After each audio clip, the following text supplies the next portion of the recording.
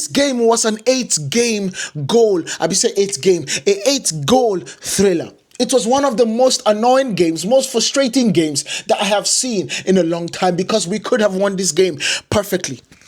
One thing is for sure, Manchester United fans last season were crying out for an attacking side, for an attacking lineup that we could be able to be proud of, for an attacking side that we could score more goals. And we have scored more goals. Last season, we scored 45 goals, if I'm not mistaken. And for us right now, within 16 games, we have 30 goals scored. But the problem is that we also have 26 goals conceded. We have a +4 goal difference. That right there is asinine. That right there is problematic. We scored 30 goals in 16 games. The only person that scored more than Manchester United is Manchester City. Not even Arsenal. Not even Liverpool, that have the likes of Isak and Ekitike and Mohamed Salah. Our front three has done us justice. Our attacking team have done us justice. And I told people this thing so many times. Manchester United playing in this 3-4-2-1 system. Wing backs are attackers. I told people this and people thought I was joking. It's crystal clear that Ahmad is an attacker in this system. That Diego Dalot should be an attacker in this system. I'm literally telling you. And this is the player ratings. This here is the player ratings. But I just needed to sit down and just praise our attacking side a little bit more than people are giving them credit for. Because Dalot, Fernandes, Casemiro, Ahmad, Mbeumo, Mason Mount, and Matheus Cunha all did their jobs today. They all did their jobs today. If we score 4 goals in a game, we should not be letting in 4 goals. If we score 4 goals, we should be coming out with 3 points. If we score 4 goals, it should be a celebratory video from me to you. But this is a video of frustration. But we should not be letting in 4 goals in this game. We should not be letting in 4 goals. Not with the form that Bournemouth came with. No win in 5 games. Losing 3 out of 5. We should not be coming out with 1 point in this game.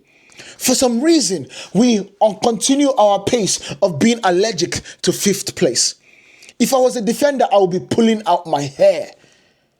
That's how crazy it was. It's problematic. But let's start from the back to the front.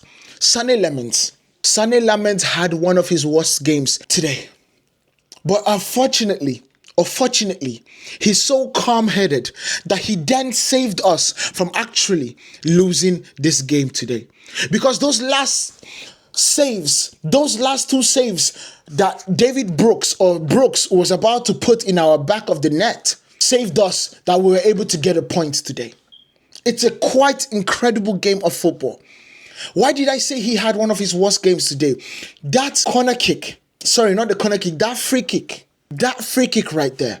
A goalkeeper experienced enough would understand and trust in his defensive line. He would trust in the wall. You have set the wall already. These are tall players. You cannot stand in the middle of the 18-yard box. You cannot stand in the middle of your line, of your post.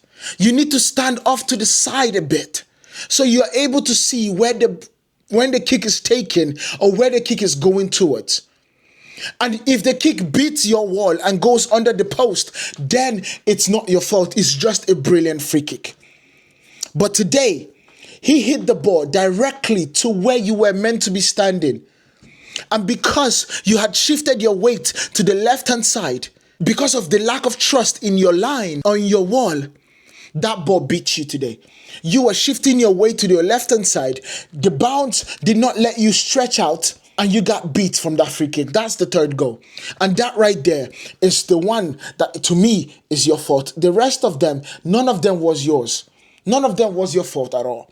But that particular goal took a lot from you. And in my opinion, you get a 5.5 in this situation. Going into the defense. This is where, I was pulling my beard out. I do not understand. He didn't heaven in that first goal. The goal that we gave up against Semenyo. You could see Mason Mount crying out, for the love of God, come out and close down Semenyo. For the love of everything we love, close down Semenyo. But you didn't. You absolutely didn't. And that comes with experience. I believe that next game, you won't repeat the same problems. You won't repeat the same problems, because if you step up in that situation, you close down the angle, you close down the shot, and he takes the ball to the bar line to check it back in. You waited until Bruno Fernandes from the other side of the pitch was the one to slide in order for you to close that angle. And that right there is problematic. And so in my mind, I give you a 6.0 because you did your job when in terms of moving the game forward.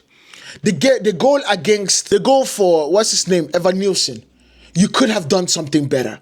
Step up, close down the space. You could have. But I'm not going to blame you because it's all about lack of experience in that particular one. And then we move to Leny Yoro. Leny Yoro has been struggling, man. There's lack of confidence, and we could see that. And I'm not going to pile on with Leny Yoro at all. But Leny Yoro in this game, I would say, is a 5.5. It's quite simple. I'm not going to beat around the bush about anything in this situation. It's a 5.5 in my situation, in this particular one. And then we look at Luke Shaw. Luke Shaw played well. He played well in my mind. But not having his general in Matthijs de Ligt and having to be able to, or having to try and cover the mistakes of two young players was too much for Luke Shaw, that I give him a 6.0. Now we go into the midfield. We go into the attacking part of the game. Diego Dalot, that assist for Diego Dalot, I don't know if they're going to give him an assist for that, but it was absolutely brilliant. And today, he played his game well. That should have been a red card for Anton Semenyo. No doubt about it. They should have been one man down. And I'm not going to use that to beat a stick on the referee. I'm not going to do that. But come on, bro. Come on. This should be a simple red card. It should have been. It should have been. Simon Hooper, it should have been a red card. It should have been. But apart from that, I didn't really see Dalot do anything wrong enough to make me mad. So in my mind, I give Dalot a 7.0. 7.0 for Dalot. Now we go into Bruno Fernandes. Bruno Fernandes to me was the best player in the pitch. He was going and attacking and coming back and defending. I don't know what Ricky from the United Stand will say about his performance today, but if I was analyzing what Bruno Fernandes did, there were so many things that he did right and very few things that he did wrong. Very, very few. And so in my mind, Bruno Fernandes gets an 8.5 today because the assist and the goal, that goal was so much breathtaking. It should have been a game winner. That is a goal befitting of any game winners, truly. And it was so sad, and I'm so sad for Bruno because that did not result to us winning the game. It did not. It's the most annoying part about it. It truly is. And I wish we did our jobs right. I wish when we scored the fourth goal, we sat down and controlled the game in order for Bournemouth not to be able to get their fourth. And I wish we punished them in the first half. But I can wish and keep on wishing for so long, and it did not happen. And then let's go to Onk Casemiro. Now, Onk did his job in the first half. Onk did his job in the first half, and you can see Samuel Locust already blaming Onk for giving up the third goal. I wouldn't blame Onk for anything in this game because we let Tavernier turn our team around. Onk was struggling to get him back, and he had to come up with a professional foul, which all of a sudden led to the third goal. Anything in this situation, and not let Tavernier get the free kick. Carlos Baleba would be able to do a very, very good defensive backline. Delay Tavernier from getting and turning him around. And that right there is all about youth and pace. Legs to carry the pitch. Legs to carry in defensive lines. So in my mind, I give Onk a 7.0. And now let's go to my second best player of this pitch. If he had gotten an assist, he could have been the best player totally. And that was Ahmad. Ahmad was breathtaking in that first half. And the second half, he kept up his ability to create. Ahmad, AFCON, Cote d'Ivoire, you have a talent on your hand.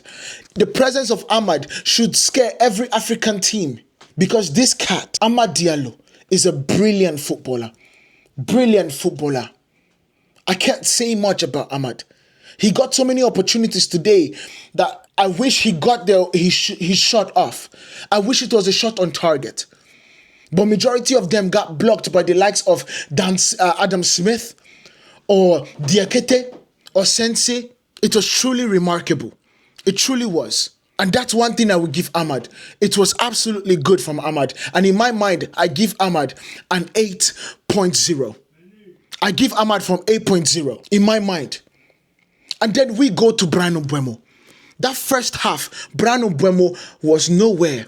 He started the game well, but I don't know what is going on, but his first touch is not helping Brian Mbeumo, and the decision making that he's taking is not helping Brian Mbeumo. However, I truly believe that Brian Mbeumo is a talent, and he did well today. He did well today, and it was brilliant today from Brian Mbeumo. But the truth about it is that we need more. We need more. Brian had more to give us today. He is just not on form. And with that, I'm going to give Brian a 7.0. With that, I give Brian a 7.0. You understand? Now let's go to Mason Mount. Because Mason Mount played a really brilliant first half. His second half was a little bit off because for some reason, it did not look like Mason Mount came out of the dressing room. And I understood when they took him out. But the truth about it is that when we play with Mason Mount, we play better. We absolutely play better. But the key thing is that I don't think Mason Mount can give us a full 90 minutes for a full season. That's the problematic thing. We are so careful with Mason Mount's body that I would absolutely love for us to be able to go back into the market and find another. But Mason is brilliant and he did a good job today. For Mason, I'm giving him a 7.0. I think he did his job. He created opportunities. He switched the plays. He made sure that the press in the first half was done right. The press was done right in the first half. And the moment he left the pitch, they started literally running past us in our press. We had to step back. We had to go into a mid block. And the whole press did not work out anymore. It just did not. We brought on Sheshko, and Sheshko was doing his job and doing his hardest. But the thing about that situation is that if you are not pressing with Sheshko, if the 210s are not pressing with Sheshko, then it's just a headless chicken running and trying to get the ball. And then finally, Mateus Cunha. Mateus Cunha was brilliant today. This was one of the best games that I've seen from him. And he grew into the game. But one thing I would say is that when he gets frustrated that he doesn't get the ball, he stops and you can see the body language of him just getting, come on, give me the ball. And another thing is, we need to give him the ball. When you see him calling for it, give it to him. Give it to him because he's the maverick. He's the one person that has been able to break down whichever system that we have facing against us. And if we are able to do that, give him the ball, feed it to him.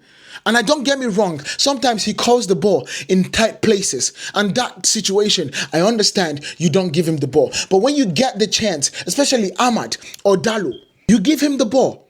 He's just as talented as Bruno Fernandes. And I understand Bruno is our talisman. And I understand when Bruno calls for the ball, you give it to Bruno. But when Cunha is there, you have two talismen.